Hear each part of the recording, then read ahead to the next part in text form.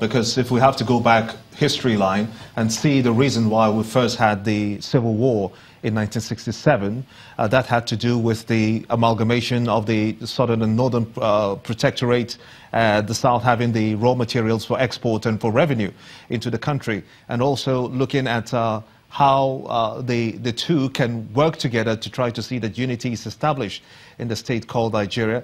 But the secession plan that came out from the Igbos was also a major concern. So when you look at those historical evidence of the reason why we went into war in 1967 and the moraines that we see today, pretty much the same kind of killings, and the Igbos are actually asking for Biafra, is a sovereign state of Biafra, how does that fit into the ideology of a link with the proliferation of light weapons? All right, let me take this question this way. In national security, there's what we call the strategy of tension and what we call the strategy of fear. Now, the people in power always has a way of bringing this SOT, strategy of tension, into issues of this kind of discussion, or they want to bring the SOF, the strategy of fear. Now, the idea of bringing what happened in 1967 into this current situation is what personally I will see as the strategy of fear and the strategy of tension to divert the challenges of the people to something they want to deceive us from. The bottom line is people are dying. People don't feel secured in their communities. There is no intelligence to stop the killing of innocent Nigerians across the Middle Belt. There is no intelligence, there is no willpower to arrest the perpetrators and take them to court or to jail them if found guilty.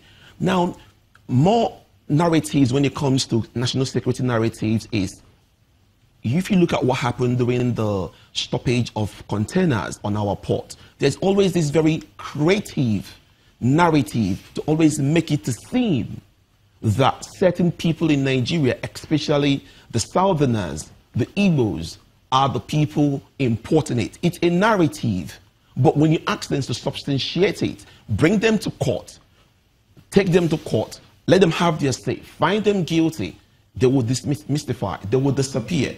So please, my brother, don't pay attention to this idea of Biafra, this idea of Igbo. That is just deception. Let's focus on the fact. People are dying. No arrests are being made. It's going to happen again next week. It's going to happen again next 2 weeks. We all know it's going to happen again. If it's not in primary schools or in secondary school, it's going to be in communities. Let's focus that part and leave the Igbos out of this. It's pure deception of narratives. Okay, and then you hear comments from the former head of state, Yakubu Gowon, saying he fears that Nigeria is descending into a state of war. Again, war, that particular war seems to be just about everywhere now. Do you fear, for instance, that if we do not tackle the security situation right now, by 2019 we may be in civil war? I don't believe that we're going to be in civil war in 2019. That's my personal belief. I believe that the president will, by the grace of God, get well, get more healthy, come back to work, and probably do more to secure the Nigerian sovereignty and the Nigerian state for peace to reign. I believe that the Chief of Army Staff can actually do more than what he's doing now to bring more peace in the country.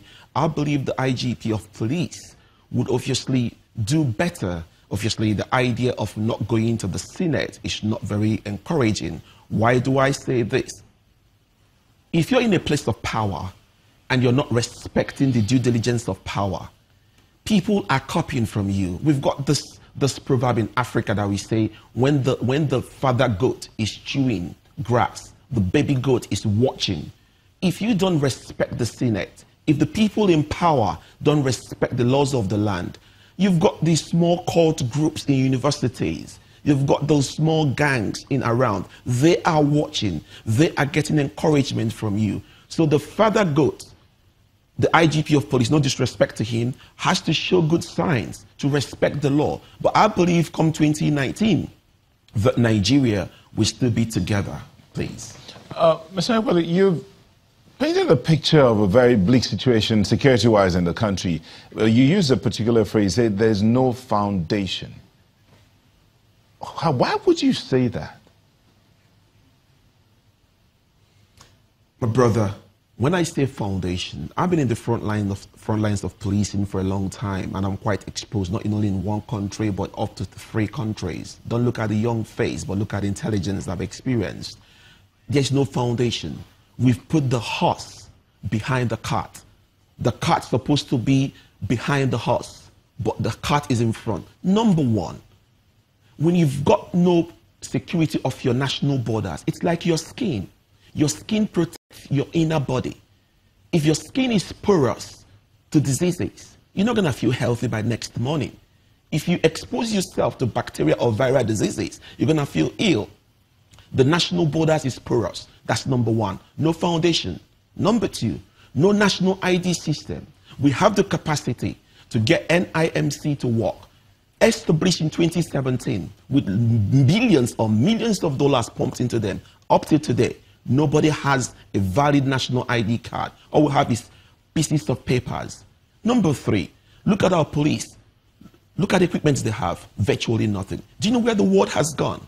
We've got new cameras that if there's an attack in Benue, I can take a camera there, take pictures of forensic evidences. The camera can send an email from the camera to the forensic center. There's no forensics in Nigeria.